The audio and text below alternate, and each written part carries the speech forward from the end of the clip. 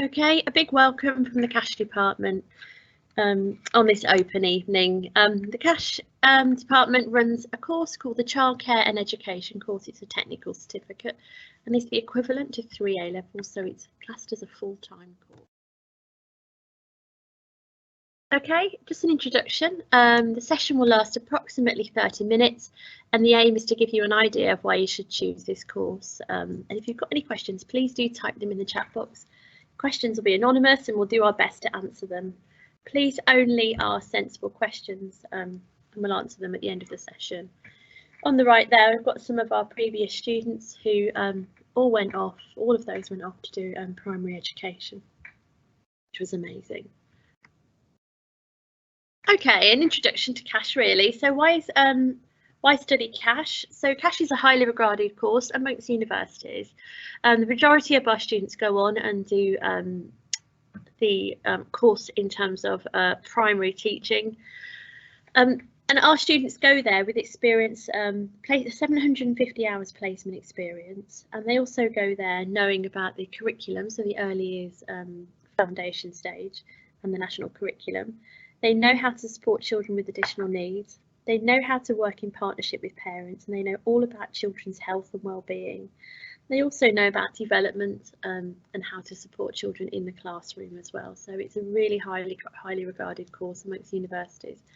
And our students report back to us that they've actually found the first 2 years of their course much easier because of the knowledge base that they have, which is great. As a bonus really, a really important part of the course is that you achieve a licence to practice at the end of it. And that means you are a qualified teaching assistant or nursery nurse, or as we like to call them now, EYEs, which stands for Early Years Educator.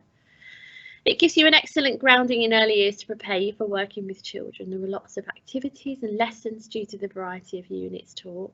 We also talk a lot about your placement practice activities that you've completed and the overall routine experiences that you come back to college with from your placement. So no 2 days are the same. It's excellent for self-confidence and developing relationships with peers and professionals as well. So one of the most important parts of the course, I believe, even though we have outstanding grades, is that it will develop your confidence. So we have many students who start the course who may have anxiety concerns, or they are quite shy, or just have low confidence or low self-esteem. By the end of the course, you definitely will have improved in terms of your confidence. Students go on to university really successfully and go into employment as well because of that. This is the course outline. There's no Unit 8 or Unit 15, just to make you aware. We haven't left that off accidentally. They are both, they're being amalgamated into Unit 16, which I'll talk about in more depth in a moment. So in Year 12, we look at development from 0 to 7 for Unit 1. Year 2 is about children's health and well-being, so that's about mental health and emotional health as well, and how to provide support for that. Unit 3 is our health and safety unit, and it's called providing safe environments for children. Unit 4 is about child health, so that's really about vaccinations, different illnesses that children can get, what happens if a child ends up in hospital, and how to support them and ensure that they still develop. Unit 5 is our theory unit for Year 12, and it's about how children play and how it links to the curriculum. Lots and lots of theories involved in this, which links nicely to the units in Year 13. Unit 6 is about equality and diversity, so it's about supporting children's additional needs, a really interesting one. And Unit 7 is about observation, so how we observe children, why we observe them, how it links to assessment for children, and then how we use that information to plan for further development.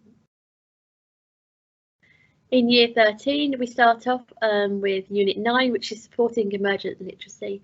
So how do children communicate effectively? How do they learn to read, and how do they learn to write, which is obviously a really, really important part of the education process.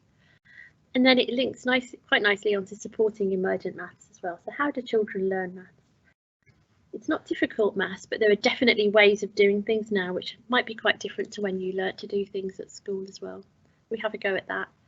Unit 11 is one of my favourites, so it's about ensuring that children are prepared for school readiness, and we look at some governmental papers in order to provide children with support so that when they start school they are academically and socially ready. Unit 12 is where we link back from Unit 5 in Year 12 and we look at international perspectives, so theories of learning. We look at them in a lot more depth and we look at them from more of a scientific approach. Unit 13 is reflective practice for professional development. So this is one that goes across Year 13, and what it does is it supports you to make the right decisions in order to think about what comes next. So what career would you like to go on to? And you will write a PDP, professional development plan, which you will recap on in mid-Year 13 and at the end of Year 13 as well. You will look at your strengths and weaknesses, you'll write a CV, and you'll look at other job roles as well. And then from there on, you'll look at the importance of continuous professional development within your career. So how do you continue to support your own professional development and what the benefits of that are? It's a really nice one. Unit 14 is about how we work with other people, so professional partnerships. So that could be with colleagues, with special educational needs coordinators, with professionals such as speech and language therapists, play therapists, educational psychologists, and how we work with parents as well, which is really important. And then Unit 16 is your placement unit, which I'll talk about in more depth in a moment. But that's where you evaluate and you reflect, and you also look at things like policies as well. Okay, within the classroom, no 2 days are the same. We like to keep things moving. We like to get students working in a way, in an active way that we would expect them to deliver with children as well. So you'll be involved in lots of teaching and learning activities, including group work. So you'll have learning cell work, which is your small group work.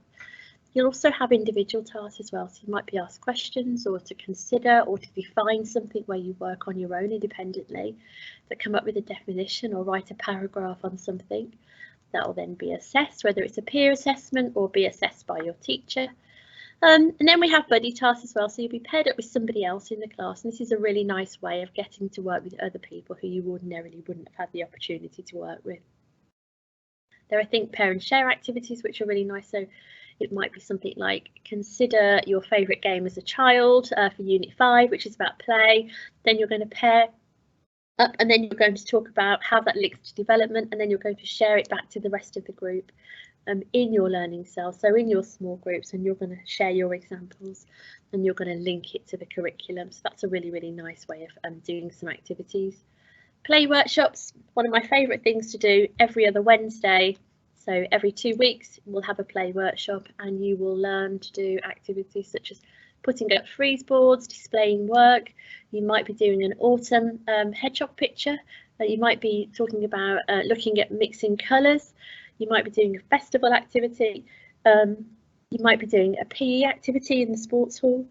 You have a go at everything really, just so that you've got some really good activities behind you when you go to placement and also when you leave. It's a really, really good one. You have to plan according to the EYFS as well, so it's not just about having fun, you do have to link it, but it's really, really good practice, and it also helps you to remember and recall what you've learnt as well. And then lastly is presentations. So we often do these in small groups or in pairs. Nothing to be scared about.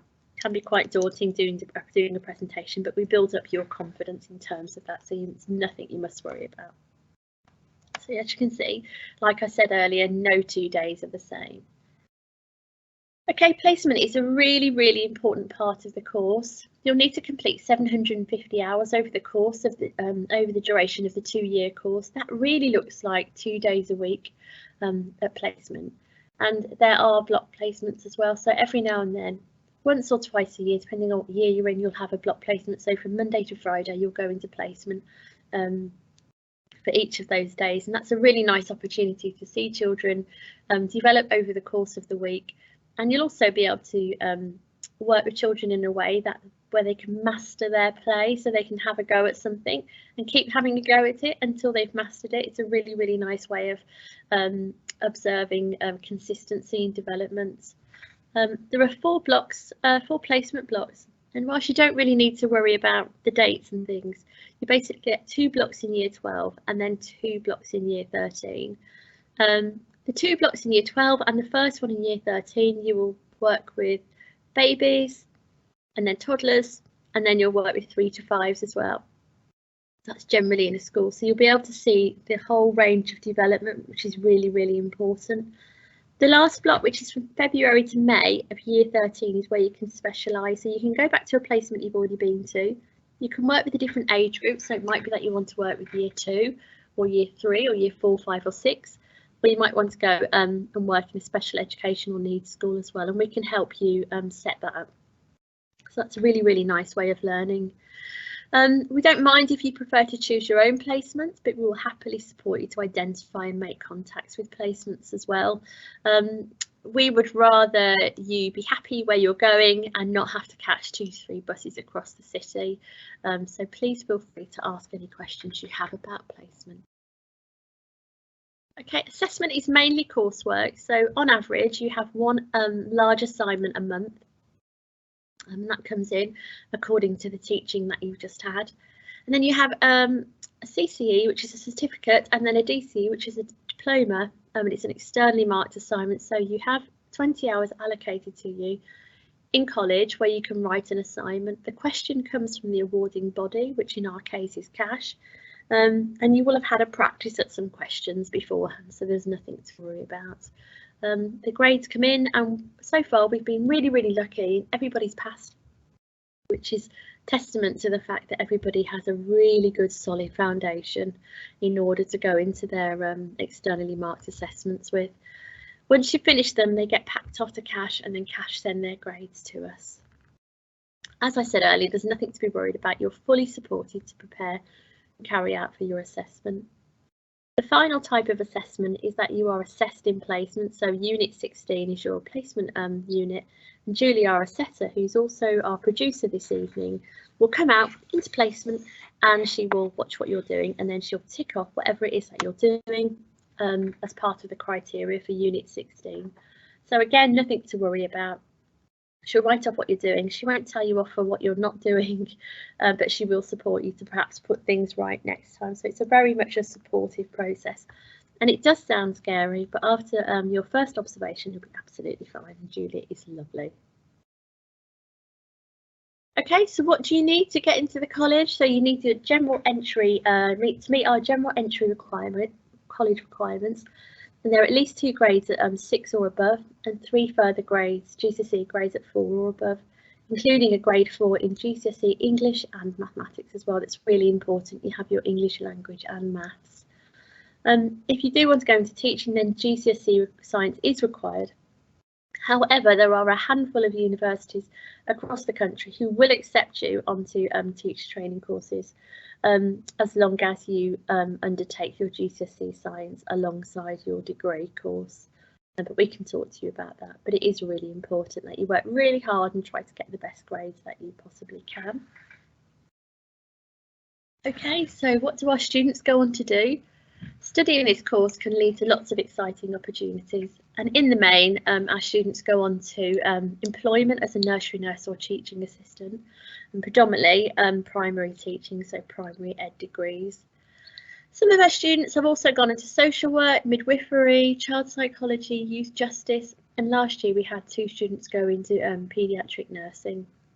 But if you change your mind, if you go through the course and you think, actually, working with children isn't for me, that's still okay. It hasn't been a waste. We don't get many, but we have had a handful over the years that we've run the course.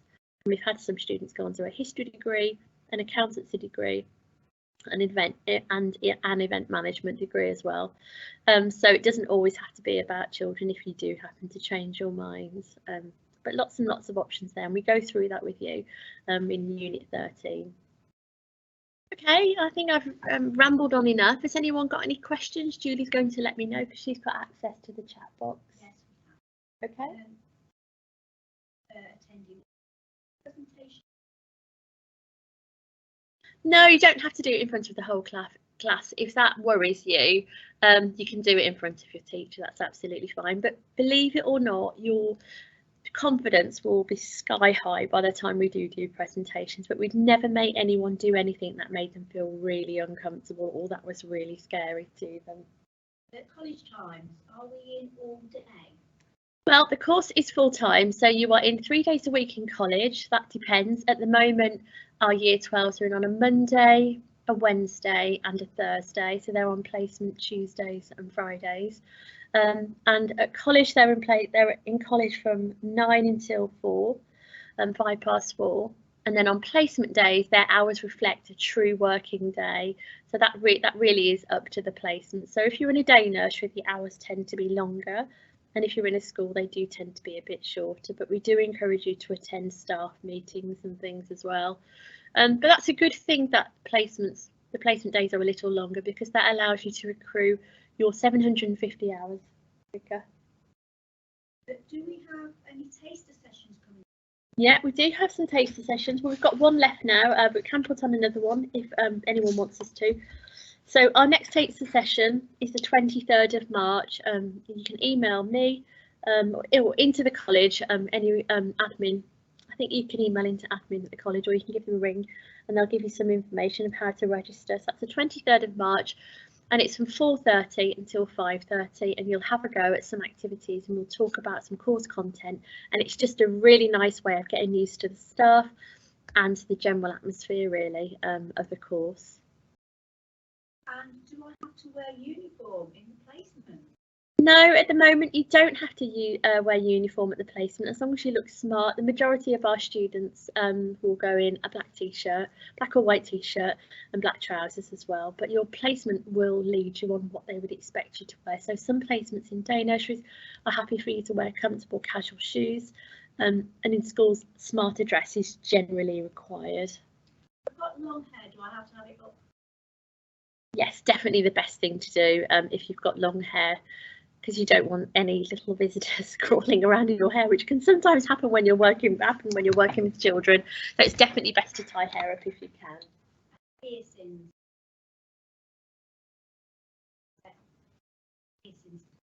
Okay, ear piercings are fine as long as they're studs, but anything that's a hoop isn't really appropriate, because you could get little fingers caught in them or catch on them. We had a student who had a little nose ring, and it ended up quite sore because a child accidentally caught their hands on it. So I wouldn't say piercings were appropriately. And also nails, we don't really want students wearing false nails in placement either.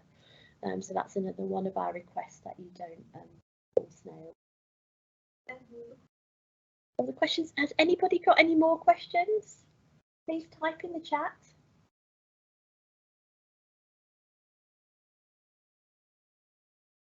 No? Okay, we'll stay on live for a little while, just in case anyone thinks of any questions. So do type them up.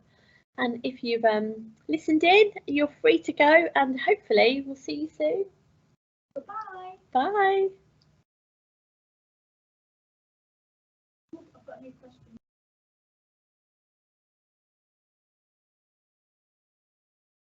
Okay, another question. Somebody's asked, how long is each lesson? The majority of lessons are an hour and a half, or at the moment on our timetable there is 1 2-hour lesson. In general they're an hour and a half, but that's a really good question.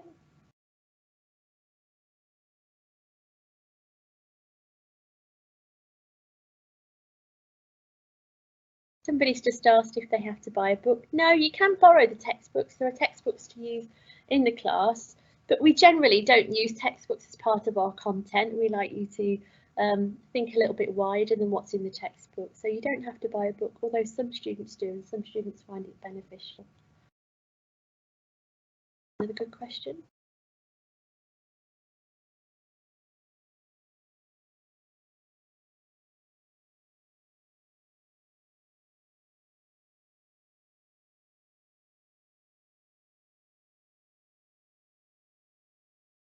Someone's just asked what the general grades are at the end of the course.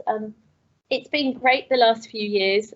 Most of our students achieve A stars, with others, minority achieving A's, which is the equivalent to 3 A's at A level and 3 A stars at A level 2, which is pretty amazing.